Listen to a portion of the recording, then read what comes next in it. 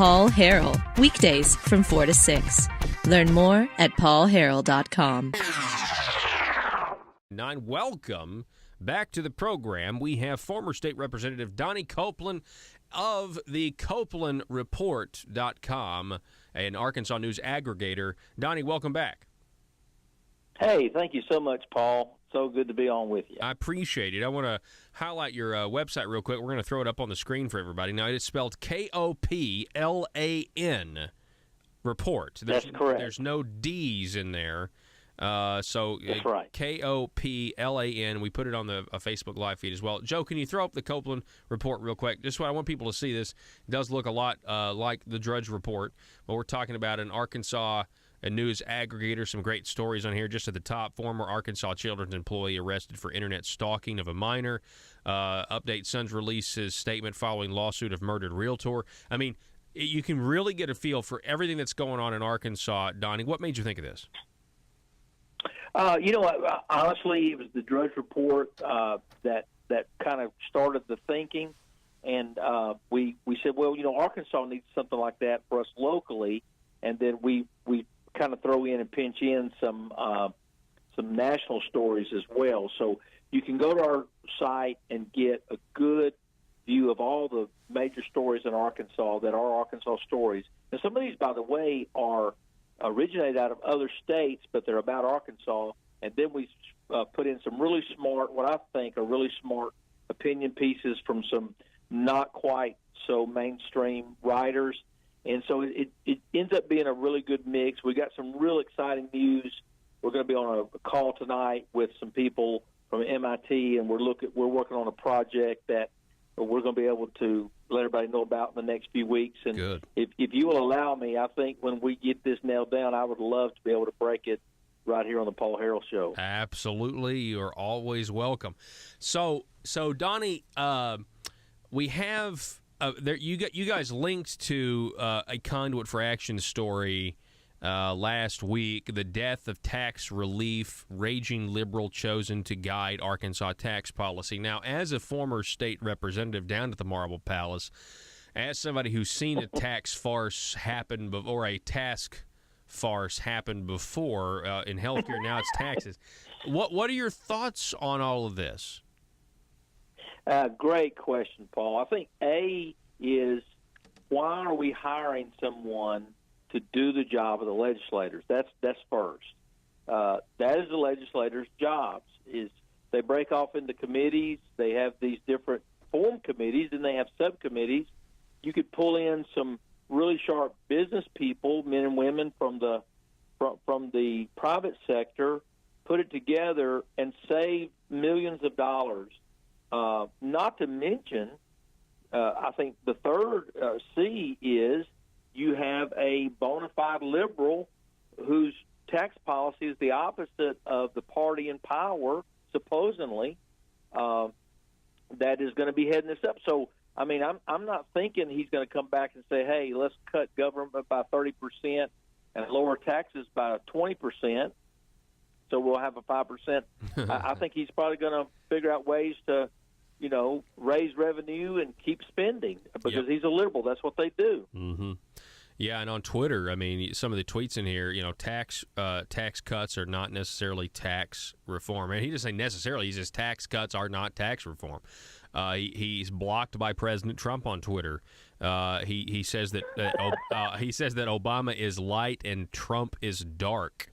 And that's specifically, by the way, referring to the statement Obama made when Colin Kaepernick first started kneeling, for the national anthem in NFL games, and basically saying that Trump is dark with, his opposition to this.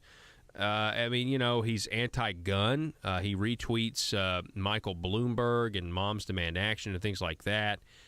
He seems to be anti-capitalist from what I can tell, just pro-government. And this guy's taking $300,000 of our money to advise, like you said, Republicans on tax policy moving forward. It is, and I've talked to some members of the tax force that say, well, now we'll know, not to, maybe we can not, now that he's been exposed. And I'm just like, really?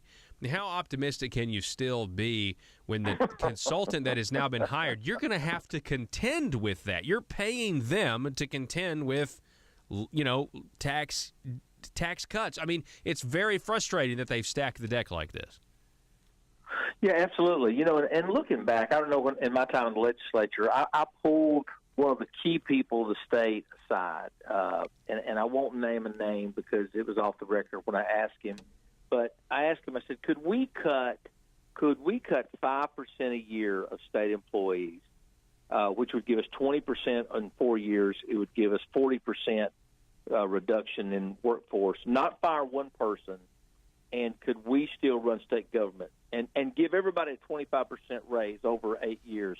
He said, I would be for it 100%. And he said it would be the best thing ever happened to the state. So that tells me, I mean, look at the state of Illinois. Several years ago, they did a real, what they call a forensic audit. I don't think that's actually an accounting term, but it's what it was. It was a forensic audit. Found, I think it was $4 billion or $6 billion in waste. And I guarantee you in this state there's $2 or $3 billion that you could find. Well, it's just math, Paul. If you cut the size of government, then you have more money. So then you don't need as much money. That's what actually when you have an overage, when you have what's the word I'm looking for? When you have more taxes than you need. Surplus. Thank you. When you have a surplus, that means you collected too many taxes.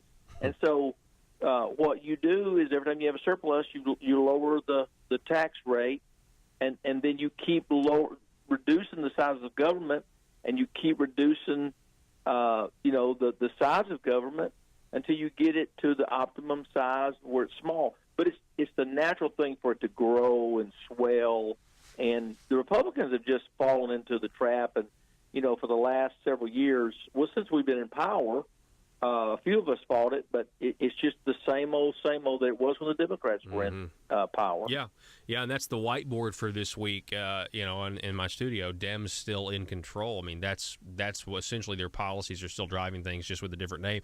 I want to say hi to Rick from Marion County. He's on Facebook. He just joined us. Just want to give a shout out to him. Hey, Rick. Donnie, tell us. I mean, obviously, I've already kind of read the eulogy on the tax farce. I hope I'm wrong. Is there anything else that's kind of glaring to you that stands out state-wise or national news?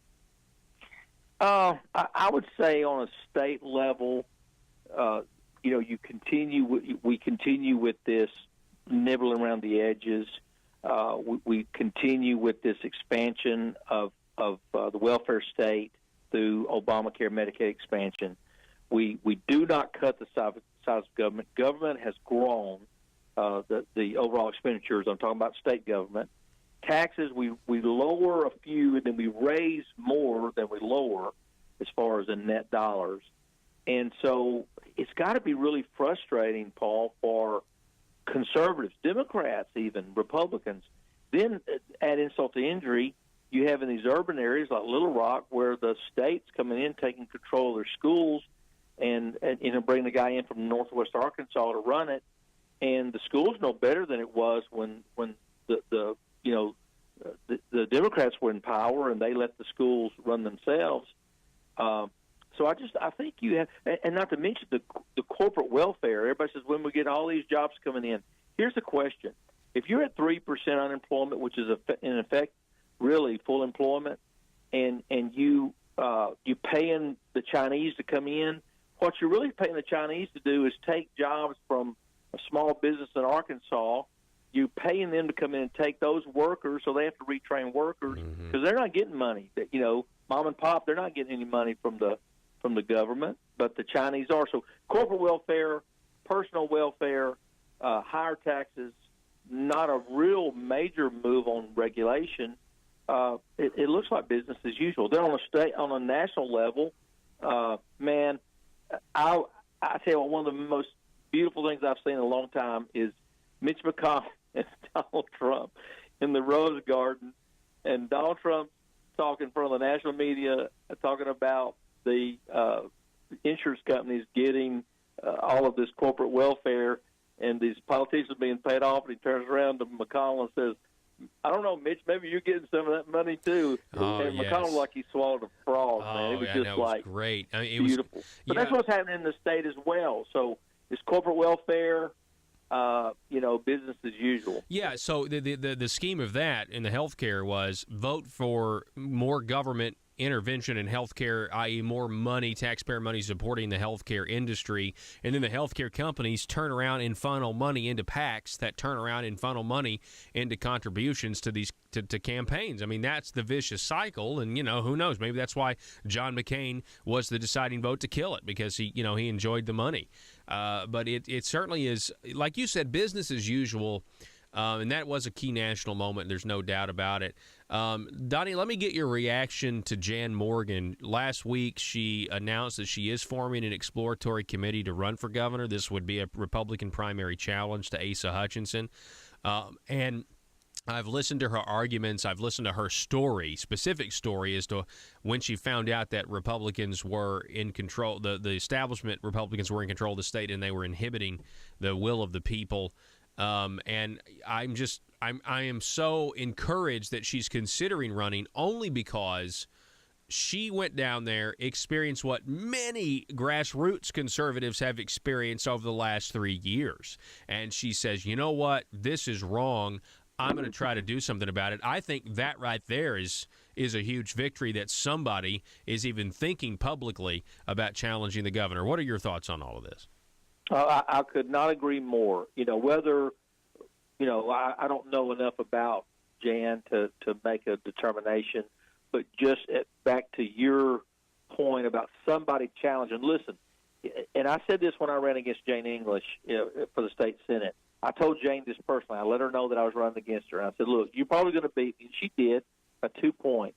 But I told her, I said, you're probably going to beat me. But I said, here's the thing. You betrayed your voters. You betrayed the people who voted you in. You told them you to vote against Medicaid expansion. You voted for it. You made a deal. And the voters deserve a chance to let you know how they feel. And I feel the same way about Jan. The governor should not be able to sit there with $1.5 million in the bank, and running against fellow Republicans because they're too conservative, and not be held accountable. And so whether it's Jan Morgan or whether it's whomever, I think he needs to answer for a lot of the Democrat-like, and I didn't say light, I said like, actions that he has perpetrated upon the voters in the last 4 years. Yeah, not light Democrat. We're talking about a full-fledged,